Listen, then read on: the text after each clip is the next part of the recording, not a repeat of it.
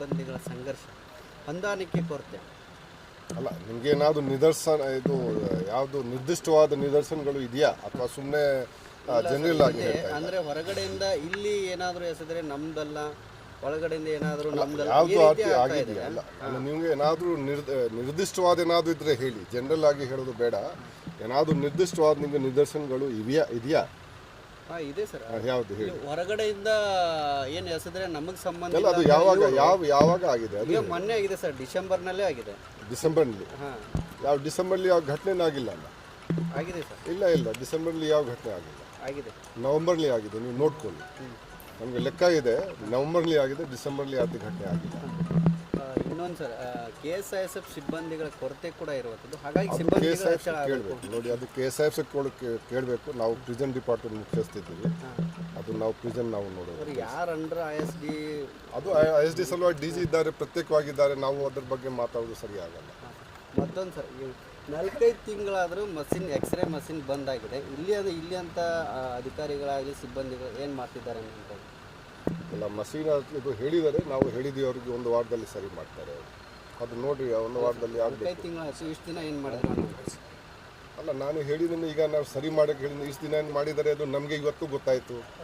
ಹಾಂ, ನೀವೇನೋ ನಮಗೆ ಇಂಟ್ರೋಗೇಟ್ ಮಾಡ್ತಾ ಇದ್ದೀರಾ ನೀವು?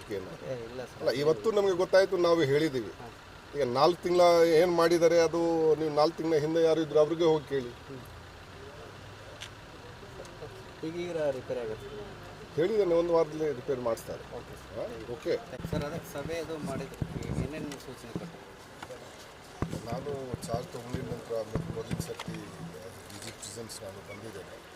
ಮತ್ತು ಹಿಂಗಲ್ಗ ಜೈಲ್ ಭಾಳ ಹಳೆಯ ಜೈಲಿದೆ ಮತ್ತು ಬಹಳ ನಮ್ಮ ರಾಜ್ಯದಲ್ಲಿ ಪರಪ್ಪನಗರ ನಂತರ ನಮಗೆ ಅನ್ನಿಸ್ದೆ ಭಾಳ ಇಂಪಾರ್ಟೆಂಟ್ ಜೈಲ್ ನಮಗೆ ಇದೆ. ಭಾಳಷ್ಟು ಇಲ್ಲಿ ಇಂಪಾರ್ಟೆಂಟ್ ಆರೋಪಿಗಳು ಇಲ್ಲಿ ಜೈಲಿನಲ್ಲಿ ಇದ್ದಾರೆ. ಬ್ಯಾಂಗ್ಳೂರಿಂದ ಕೂಡ ಇದ್ದಾರೆ, ಕೋಸ್ಟಲಿಂದ ಇದ್ದಾರೆ, ಬೇರೆ ಕಡೆಯಿಂದ ಇದ್ದಾರೆ. ಮತ್ತು ಹಳೆ ಬಿಲ್ಡಿಂಗ್ ಇದೆ. ಸೊ ಇಲ್ಲಿ ಬಹಳಷ್ಟು ಸಮಸ್ಯೆಗಳು ಕೂಡ ಇದೆ. ಹೊರಗಡೆಯಿಂದ ಈ ಕಾಂಟ್ರಾಬ್ಯಾಂಡ್ ಐಟಮ್, ಈ ಗಾಂಜಾ ಆಗಲಿ, ಸಿಗರೇಟ್ ಆಗಲಿ, ಮೊಬೈಲ್ ಫೋನ್ ಆಗಲಿ, ಅದು ಎಸೆಯೋದು ಎಲ್ಲ ಮಾಡ್ತಾರೆ. ಯಾಕೆಂದರೆ ಇದು ರೋಡ್ಗಳು ಏನಿದೆ ಹೊರಗಡೆಯಿಂದ, ಇದು ಜಸ್ಟ್ ಈ ಬೌಂಡ್ರಿ ವಾಲ್ ಹೊರಗಡೆನೇ ಇದು ಹೋಗ್ತಾ ಇದೆ. ಸೊ ನಾವು ಎಂಟಿ ಥ್ರೋಯಿಂಗ್ ನೆಟ್ ಹಾಕಲಿಕ್ಕೆ ನಾವು ಅವರಿಗೆಲ್ಲ ಹೇಳಿದ್ದೀವಿ, ಆದಷ್ಟು ಬೇಗನೆ ಅವರು ಹಾಕಿಸ್ಬೇಕು. ಮತ್ತು ಲೋಕಲ್ ಪೊಲೀಸ್ಗೆ ನಾವು ಇಲ್ಲಿ ಸ್ವಲ್ಪ ನಾವು ಬ್ಯಾರಿಕೇಡ್ ಹಾಕ್ಕೊಂಡಪ್ಪ ಯಾವ ರೀತಿ ಈ ಮೋಟರ್ ಸೈಕಲ್ ಮೇಲೆ ಹೋಗಿ ಮತ್ತು ಜನ ಇಲ್ಲ ಓಡಾಡ್ತಾರೆ, ಅದು ಸ್ವಲ್ಪ ಕಡಿಮೆ ಮಾಡೋಕ್ಕೆ ಏನೇನು ನಾವು ಮಾಡ್ಬೋದು ಅದು ಕ್ರಮ ತಗೊಳ್ಳಿಕ್ಕೆ ನಾವು ಹೇಳಿದ್ದೀವಿ. ಅದರ ಜೊತೆಗೆ ಈಗ ಮೊಬೈಲ್ ಜಾಮರ್ದು, ಏರ್ಟೆಲ್ದು ಸಿಗ್ನಲ್ಸ್ಗಳು ಇನ್ನೂ ಬರ್ತಾ ಇದೆ ಜೈಲ್ ಒಳಗಡೆ. ನಾವು ಅದರ ಸಲುವಾಗಿ ಕೂಡ